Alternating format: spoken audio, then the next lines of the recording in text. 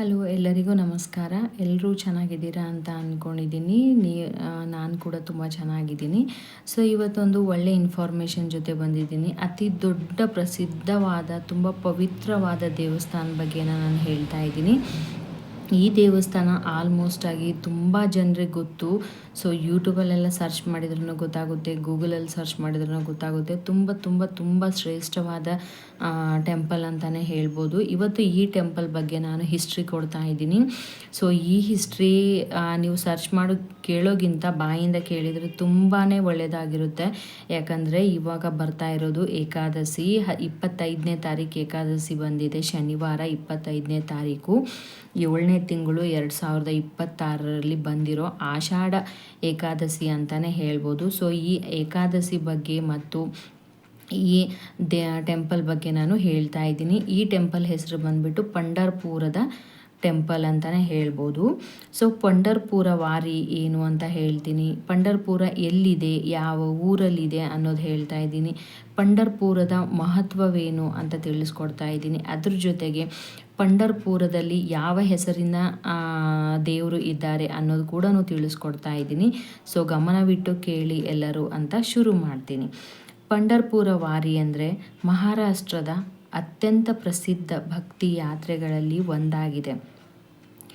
ಈ ಯಾತ್ರೆಯಲ್ಲಿ ಲಕ್ಷಾಂತರ ಭಕ್ತರು ಕಾಲ್ನಡಿಗೆಯಲ್ಲಿ ಪಂಢರಪುರಕ್ಕೆ ತೆರಳಿ ಹೋಗುತ್ತಾರೆ.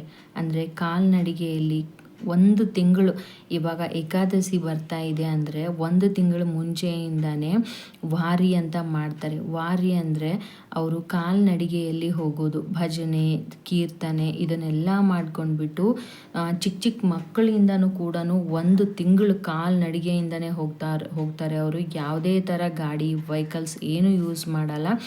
ಭಜನೆ ಮಾಡ್ಕೊಂಡ್ಬಿಟ್ಟು ಊರು ಸುತ್ತಾಡ್ಕೊಂಡ್ಬಿಟ್ಟು ಹೋಗ್ತಾರೆ. 1 ತಿಂಗಳಿಂದ ಸ್ಟಾರ್ಟ್ ಮಾಡ್ತಾರೆ.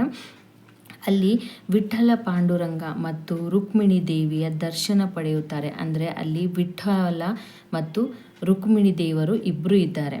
ಸೊ ಅದರಿಂದ ಅಲ್ಲಿ ದರ್ಶನ ಪಡೆಯೋಕೆ ಅಂತ ಹೋಗ್ತಾರೆ. ಪಂಢರಪುರದ ವಾರಿಯ ವಿಶೇಷತೆ ಏನು ಅಂದರೆ, ವಾರಿಯನ್ನು ಮುಖ್ಯವಾಗಿ ಆಷಾಢ ಏಕಾದಶಿ ಮತ್ತು ಕಾರ್ತಿಕ ಏಕಾದಶಿ ಸಂದರ್ಭದಲ್ಲಿ ನಡೆಸಲಾಗುತ್ತದೆ. ಸಂತ ಜ್ಞಾನೇಶ್ವರ್ ಮತ್ತು ಸಂತ ತುಕಾರಾಮ್ ಅವರ ಪಾದುಕೆಯನ್ನು ಪಾಲಕಿಯಲ್ಲಿ ಹೊತ್ತು ಸಾವಿರಾರು ವಾರ್ಕರಿಗಳು ಭಜನೆ, ಕೀರ್ತನೆ, ಆರಂಭಗಳನ್ನು ಹಾಡುತ್ತಾ ಕಾಲ್ನಡಿಗೆಯಲ್ಲಿ ಸಾಗುತ್ತಾರೆ.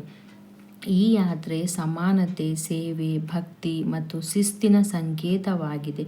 ಪಂಢರಪುರದ ಮಹತ್ವವೇನು ಎಂದರೆ, ಪಂಢರಪುರವನ್ನು ಭೂಲೋಕದ ವೈಕುಂಠ ಎಂದು ಕರೆಯಲಾಗುತ್ತದೆ. ಇಲ್ಲಿ ಶ್ರೀ ವಿಠ್ಠಲನು ತನ್ನ ಭಕ್ತನಾದ ಪುಂಡಲೀಕನ ಭಕ್ತಿಯಿಂದ ಸಂತುಷ್ಟನಾಗಿ ಇಟ್ಟಿಗೆಯ ಮೇಲೆ ನಿಂತು ರೂಪದಲ್ಲಿ ದರ್ಶನ ನೀಡಿದನೆಂದು ನಂಬಲಾಗಿದೆ.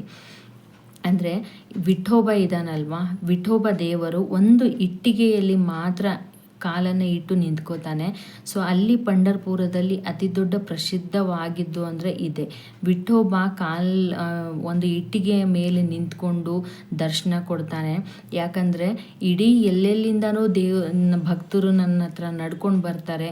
ಸೊ ಆ ಭಕ್ತರಿಗೆಲ್ರಿಗೂ ಅವ್ರು ಹೇಗೆ ನಡ್ಕೊಂಡು ಬರ್ತಾರೆ, ಅವರು ಏನು ಮಾಡ್ಕೊಂಡು ಬರ್ತಾರೆ, ಅವ್ರಿಗೆ ಯಾವುದೇ ಆಪತ್ತು ಆಗಬಾರ್ದು, ಯಾವುದೇ ತೊಂದರೆ ಆಗಬಾರ್ದು ಅನ್ನೋ ರೀಸನ್ಗೆ ಅವನು ಮೇಲ್ಗಡೆ ಒಂದು ಇಟ್ಟಿಗೆಯ ಮೇಲೆ ನಿಂತ್ಕೊಂಡು ನೋಡ್ತಾ ಇದ್ರೆ ಎಲ್ಲೆಲ್ಲಿಂದ ದೇವ್ರು ನೋಡೋಕ್ಕಂಥ ಭಕ್ತರು ಬರ್ತಾರಲ್ವ, ಆ ಭಕ್ತರು ಎಲ್ಲರೂ ಅವನ ಕಣ್ಣಿಗೆ ಕಾಣಿಸ್ಬೇಕು ಅನ್ನೋ ರೀಸನ್ಗೋಸ್ಕರನೇ ಅವನು ಒಂದು ಇಟ್ಟಿಗೆಯ ಮೇಲೆ ನಿಂತಿರ್ತಾನೆ.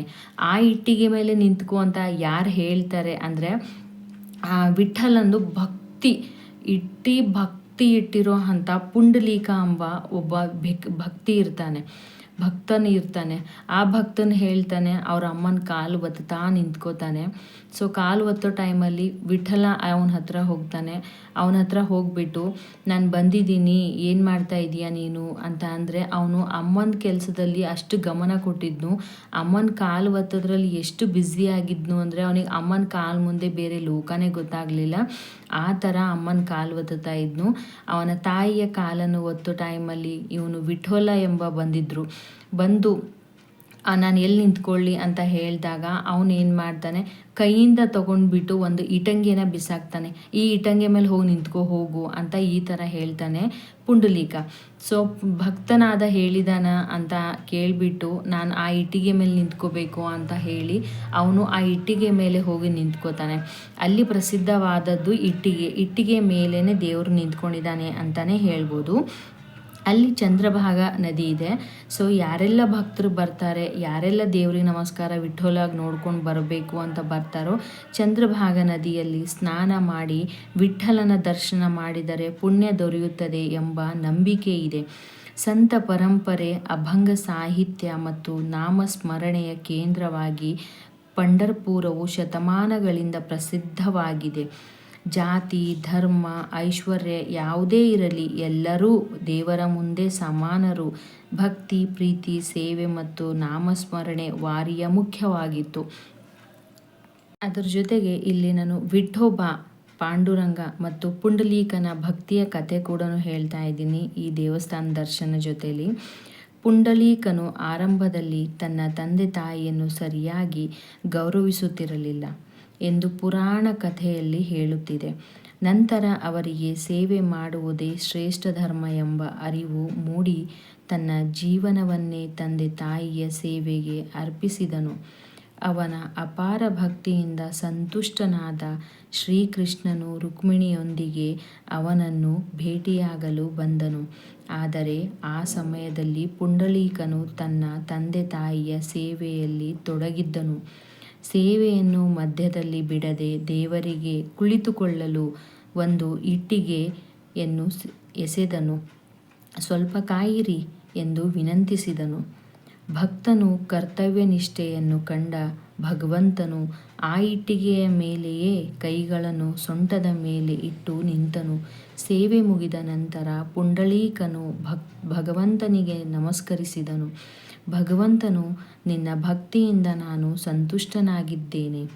ಈ ಸ್ಥಳದಲ್ಲೇ ಸದಾ ನೆಲೆಸಿ ಎಲ್ಲ ಭಕ್ತರಿಗೂ ದರ್ಶನ ನೀಡುತ್ತೇನೆ ಎಂದು ವರ ನೀಡಿದನು. ಈ ರೂಪವೇ ಇಂದು ಪಂಢರ್ಪುರದಲ್ಲಿ ಪೂಜಿಸಲ್ಪಡುವ ವಿಠ್ಠಲ ಶ್ರೀ ರುಕ್ಮಿಣಿಯವರ ಕಥೆ ಇದು ಆಗಿತ್ತು. ಅದಕ್ಕೋಸ್ಕರನೇ ಈ ಟೆಂಪಲ್ ಹೆಸರು ಪಂಢರ್ಪುರದ ವಿಠ್ಠಲ ರುಕ್ಮಿಣಿ ಅಂತ ಹೆಸರು ಬಂದಿದೆ. ಇದು ತುಂಬ ಪ್ರಸಿದ್ಧವಾದ ದೇವಸ್ಥಾನ ಅಂತಲೇ ಹೇಳ್ಬೋದು. ಸೊ ಇಲ್ಲಿ ಹೋಗಿ ಚಂದ್ರಭಾಗ ನದಿಯಲ್ಲಿ ಸ್ನಾನ ಮಾಡಿರೋದು ಪುಣ್ಯಕ್ಷೇತ್ರಕ್ಕಿಂತ ಕಡಿಮೆ ಇಲ್ಲ ಅಂತ ಹೇಳ್ತಾರೆ. ಸೊ ಕಾಶಿ ವಿಶ್ವನಾಥಲ್ಲಿ ಹೋಗಿದರೆ ಹೇಗೆ ಪುಣ್ಯಸ್ಮರಣೆ ಮಾಡ್ಬೋದು ಆ ಥರ ಇಲ್ಲಿ ಕೂಡ ಮಾಡ್ಬೋದು ಅಂತಲೇ ಹೇಳಲ್ಪಡೋದಾಗುತ್ತೆ. ತುಂಬ ಶ್ರೇಷ್ಠವಾದ ದೇವಸ್ಥಾನ ಅಂತಲೇ ಹೇಳ್ಬೋದು. ತುಂಬ ತುಂಬ ತುಂಬ ದೊಡ್ಡ ದೇವಸ್ಥಾನ ಇದೆ. ನಮ್ಮದು ಕಲ್ಚರಲ್ಲಿ ಈ ಥರ ದೇವಸ್ಥಾನ ಬಗ್ಗೆ ಎಲ್ಲ ಹೇಳ್ಕೊಡೋ ಥರ ಯಾರೂ ಇಲ್ಲ ಅಂತಲೇ ಹೇಳ್ಬೋದು. ಒಂದೊಂದು ದೇವಸ್ಥಾನ ಬಗ್ಗೆ ಒಂದೊಂದು ಹಿಸ್ಟ್ರಿ ಕೂಡ ಇದೆ. ಎಲ್ಲಿ ಯಾವ ದೇವರು ಸುಮ್ಮನೆ ಬಂದಿಲ್ಲ. ಸೊ ಎಲ್ಲಿ ಕಾಲಿಟ್ಟಿದಾನೋ ಅಲ್ಲಿ ಆ ಊರಲ್ಲಿ ಕಾಲಿಟ್ಟರು ಒಂದು ಹಿಸ್ಟ್ರಿ ಅಂತಲೇ ಹೇಳ್ಬೋದು. ಆ ಥರ ಹಿಸ್ಟ್ರಿ ಇದೆ. ಇವಾಗ ಇಲ್ಲಿ ಪಂಢರ್ಪುರ ಅಂದರೆ ಹೆಸರು ಬಂದಿದ್ದು ಒಂದು ಇಟ್ಟಿಗೆಯ ಮೇಲೆ ವಿಠೋಬ ನಿಂತಿರೋಗೋಸ್ಕರ ಇಲ್ಲಿ ಪಂಢರ್ಪುರ ಅಂತ ಹೆಸರು ಬಂದಿರೋದು. ಅದಕ್ಕೋಸ್ಕರ ತುಂಬ ಅಂದರೆ ತುಂಬ ಚೆನ್ನಾಗಿರೋ ಟೆಂಪಲ್ ಇದೆ. ಯಾರಾದರೂ ವಿಸಿಟ್ ಮಾಡಿಲ್ಲ ಅಂದ್ರೂ ವಿಸಿಟ್ ಮಾಡ್ಬೋದು. ಇನ್ನಷ್ಟು ಇದ್ರ ಬಗ್ಗೆ ಹಿಸ್ಟ್ರಿ ತಿಳ್ಕೊಬೇಕು ಅಂತ ಆಸೆ ಇತ್ತು ಅಂದರೆ ಕಮೆಂಟ್ ಮೂಲಕ ಕಾಮೆಂಟ್ ಮಾಡಿ. ಸೊ ನಾನು ಇನ್ನಷ್ಟು ನಿಮಗೆ ತಿಳಿಸೋಕೆ ಟ್ರೈ ಮಾಡ್ತೀನಿ. ಇವತ್ತಿನ ವಿಡಿಯೋ ನಿಮ್ಮೆಲ್ಲರಿಗೂ ಇಷ್ಟ ಆಗಿದೆ ಅಂತ ಅಂದ್ಕೊಂಡಿದ್ದೀನಿ. ಸ್ವಲ್ಪ ಆದರೂ ಹೆಲ್ಪ್ಫುಲ್ ಆಗಿದೆ ಅಂತ ಅಂದ್ಕೊಂಡಿದ್ದೀನಿ. ಸೊ 25ನೇ ತಾರೀಕು ಏಕಾದಶಿ ಕೂಡ ಬರ್ತಾ ಇದೆ. ಈ ಏಕಾದಶಿ ಯಾರೆಲ್ಲ ಉಪವಾಸ ಮಾಡ್ತೀರಾ ಅವರಿಗೆಲ್ಲ ತುಂಬ ಅಂದರೆ ತುಂಬ ಒಳ್ಳೆಯದಾಗುತ್ತೆ ಅಂತಲೇ ಹೇಳ್ಬೋದು. ಸೊ ನೀವು ಏನಾದರೂ ಅಂದ್ಕೊಂಡು ಇವತ್ತೊಂದು ದಿವಸ ನಾನು ವಿಠೋಬ ನಿನ್ನ ಹೆಸರು ಮೇಲೆ ನಾನು ಏಕಾದಶಿ ಮಾಡ್ತೀನಿ ಅಂತ ಈ ಥರ ವರವನ್ನು ಕೇಳಿದರೆ ನೀವು ಅಂದ್ಕೊಂಡಿರೋದು ಖಂಡಿತವಾಗ್ಲೂ 100% ಆಗಿ ದೇವ್ರು ನಿಮಗೆ ಒಲಿಸ್ಕೊಡ್ತಾನಂತ ಹೇಳೋದು ನನ್ನ ನಂಬಿಕೆ ಅಂತಲೇ ಹೇಳ್ಬೋದು. ಯಾಕಂದರೆ ಇದನ್ನೆಲ್ಲ ನಾವು ಮಾಡ್ತಾ ಬಂದಿರೋದಿದೆ ಅದಕ್ಕೋಸ್ಕರ. ಸೊ ನಂಬಿಕೆ ಇಟ್ಟು ಕೆಲಸನ ಮಾಡಿದರೆ 100% ಆಗಿ ಫಲ ಕೊಟ್ಟೇ ಕೊಡ್ತಾನೆ ಭಗವಂತನು ಅಂತಲೇ ಹೇಳ್ಬೋದು. ಅದಕ್ಕೋಸ್ಕರ ಏಕಾದಶಿ ಇದೆ. ಯಾರೆಲ್ಲ ಏನೆಲ್ಲ ಅಂದ್ಕೊಂಡಿದ್ದೀರಾನೋ ಮನಸ್ಸಲ್ಲಿ ಅಂದ್ಕೊಂಡಿರೋದು ಇಷ್ಟಾರ್ಥಗಳು ಸಿದ್ಧಿ ಆಗಲಿ ಅಂತ ಉಪವಾಸ ಮಾಡ್ತೀರಾ ಅಂದರೆ ಮಾಡಿ. ಮತ್ತು ಈ ಏಕಾದಶಿಗೆ ಏನು ತಿನ್ನಬೇಕು, ಏನು ತಿನ್ನಬಾರ್ದು, ಯಾವ್ದು ಮಾಡಬೇಕು ಅನ್ನೋದು ಕೂಡ ವಿಡಿಯೋ ಮಾಡ್ತಾ ಇದ್ದೀನಿ. ಅದಕ್ಕೂ ಕೂಡ ನೋಡಿ. ಈಗ ಏಕಾದಶಿ ಯಾರೆಲ್ಲ ಉಳಿತೀರ ಅವರು ಎಲ್ಲರೂ ಹೇಗೆ ಯಾವ ರೀತಿ ಏಕಾದಶಿನ ಮಾಡ್ಕೊಂಡು ಹೋಗಬೇಕು ಅನ್ನೋದನ್ನು ತಿಳಿಸ್ಕೊಡ್ತೀನಿ. ಫುಲ್ ಡೀಟೇಲಾಗಿ ತಿಳಿಸ್ಕೊಡ್ತೀನಿ. ಸೊ ಎಲ್ರಿಗೂ ಇವತ್ತಿನ ವಿಡಿಯೋ ನೋಡಿದ್ದಕ್ಕೆ ತುಂಬ ತುಂಬ ತುಂಬ ಧನ್ಯವಾದಗಳು ಅಂತ ಹೇಳ್ತಾ ಇವತ್ತಿನ ವಿಡಿಯೋ ಇಲ್ಲಿಗೆ ಕಂಪ್ಲೀಟಾಗಿ ಮುಗಿಸ್ತಾ ಇದ್ದೀನಿ. ಮತ್ತು ನಾಳಿನ ವಿಡಿಯೋ ಜೊತೆಗೆ ಹೊಸದಾಗಿ ವಿಡಿಯೋ ಜೊತೆ ಸಿಗ್ತೀನಿ ಅಂತ ಹೇಳ್ತಾ ಮುಗಿಸ್ತಾ ಇದ್ದೀನಿ. ಅಷ್ಟೊತ್ತು ಗಂಟ ದೇವರು ನಿಮಗೆ ಆಯುಷು ಆರೋಗ್ಯ ಕೊಟ್ಟು ಕಾಪಾಡಲಿ ಅಂತ ಕೇಳ್ಕೊತಾ ಇರೋದು. ಥ್ಯಾಂಕ್ ಯು ಎಲ್ರಿಗೂ. Thank you.